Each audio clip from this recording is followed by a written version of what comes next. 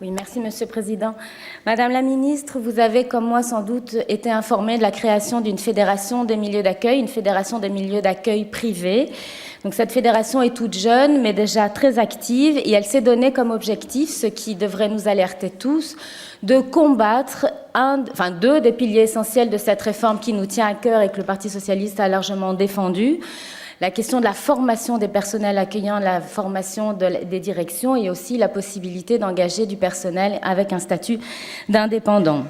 Alors, ce secteur de l'accueil non subventionné clairement craint pour sa pérennité. Je sais que lors de la dernière séance en commission du 15 octobre, vous avez apporté des réponses concrètes sur la période de transition, sur les dispositions prises pour maintenir l'existant et que ces milieux ne soient pas en danger. Mais visiblement, ça n'a pas suffi. Alors, je me permettrai ici quand même de rappeler très très brièvement l'ambition de cette réforme qui est fondamentale.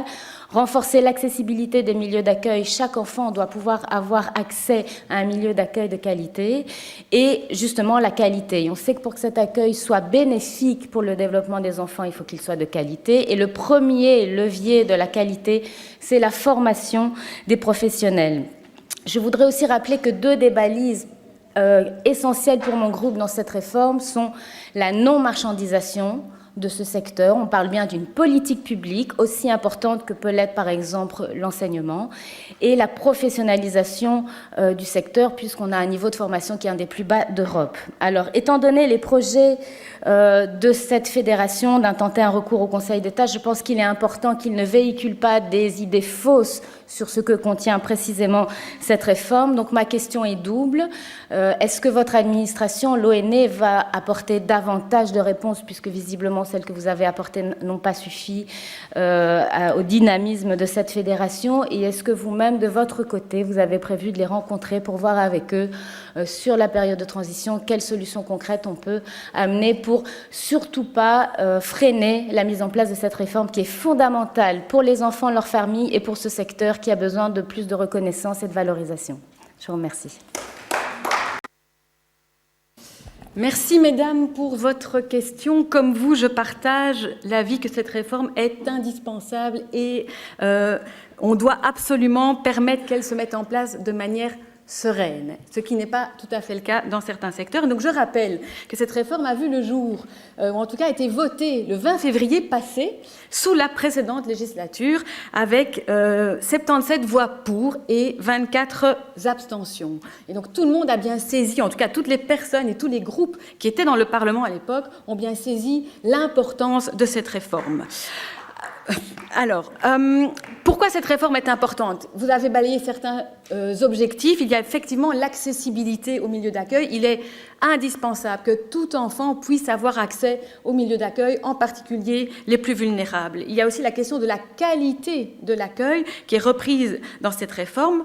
La question de la professionnalisation des personnes, femmes et hommes, qui accueillent les tout-petits. Ça passe par la formation, la question de la non-marchandisation du secteur et la question aussi de la stabilité des équipes qui permettent de respecter un peu plus les droits de l'enfant et de respecter ou d'aller vers un meilleur bien-être pour les enfants.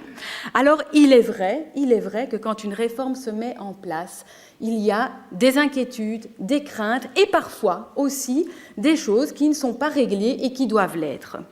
C'est le cas en partie pour cette réforme et l'ONE a, depuis le mois de septembre, depuis le 22 septembre, commencé des rencontres sur le terrain. Il faut savoir que cette réforme a été élaborée, avant d'être votée, avec de la concertation des différents acteurs. Les fédérations ont été rencontrées, les syndicats ont été rencontrés, les parents, des représentants des parents ont été rencontrés. Peut-être que ce n'était pas suffisamment participatif et que ça n'a pas été suffisamment tentaculaire pour que tout le monde se soit senti concerné et concerté. Peut-être que la façon de le faire n'était pas suffisamment participative. Je n'étais pas là. D'autres que moi pourraient répondre à cette question, donc mieux que moi. Sur les craintes de certains secteurs, parce qu'en fait, c'est un secteur particulier qui a des craintes par rapport au futur, c'est non pas les accueillantes autonomes aujourd'hui qui sont toutes des indépendantes et qui ne sont pas du tout concernées, qui resteront des indépendantes. D'ailleurs, elles vont dorénavant porter le titre d'accueillantes indépendantes, mais on parle bien ici des crèches subventionnées, donc des structures privées qui ont parfois des indépendants comme personnes qui travaillent dans ces structures. Et donc ces indépendantes-là sont aujourd'hui inquiètes par rapport, en tout cas les directions des crèches sont inquiètes puisque dorénavant il faudra être constitué en SBL ou en association pour pouvoir travailler. Donc il faudra des salariés. Ça ne concerne que 60% de ces crèches puisque 40% sont déjà des ASBL et ça ne sera mis en place en définitive qu'à partir de 2025 puisqu'il y a une période transitoire qui est prévue. Durant cette période transitoire, chaque milieu d'accueil peut avoir un contact et aura un contact avec l'ONE pour identifier s'il faut modifier pour eux ou pas, donc par une dérogation, ce que la réforme prévoit. Donc si je peux rassurer une partie de ce secteur, voilà, je viens de préciser qui est touché par cette partie de réforme-là. Je comprends les inquiétudes, je comprends les craintes. Il faut aussi savoir qu'il y a aussi un certain enthousiasme par rapport à certains pans de cette réforme dans tout le secteur. Pour ce qu'il est de la suite à donner à ce dossier, l'ONE a fait toute une série d'informations et continue, via les pouvoirs organisateurs, à faire ces informations. Elle prévoit aussi, donc l'ONE prévoit un courrier à chacun des milieux d'accueil. Ce courrier est en cours de réalisation, qui reprécise les modalités de la réforme, en ce compris la période transitoire et les dérogations possibles par la suite. Et ils créent aussi un point de contact. Un communiqué de presse part incessamment sous peu à partir de l'ONE pour que chaque milieu d'accueil puisse avoir un contact avec l'ONE. Pour ma part, j'ai bien un contact avec la FEDAGE. On est en train de voir où on place dans l'agenda le rendez-vous. Mais donc, il est prévu de rencontrer la FEDAGE, mais pas que la FEDAGE. J'ai aussi décidé, en regard de ce qui se passe, d'aller rencontrer les fédérations, mais aussi d'aller rencontrer des acteurs et des actrices de terrain. Donc, c'est dans mon agenda pour la suite. Et donc, je me réjouis de savoir que cette réforme va encore revenir dans nos débats et dans nos discussions parce qu'elle est particulièrement importante. Et donc, je compte sur vous pour me réinterroger régulièrement sur le sujet. Je vous remercie.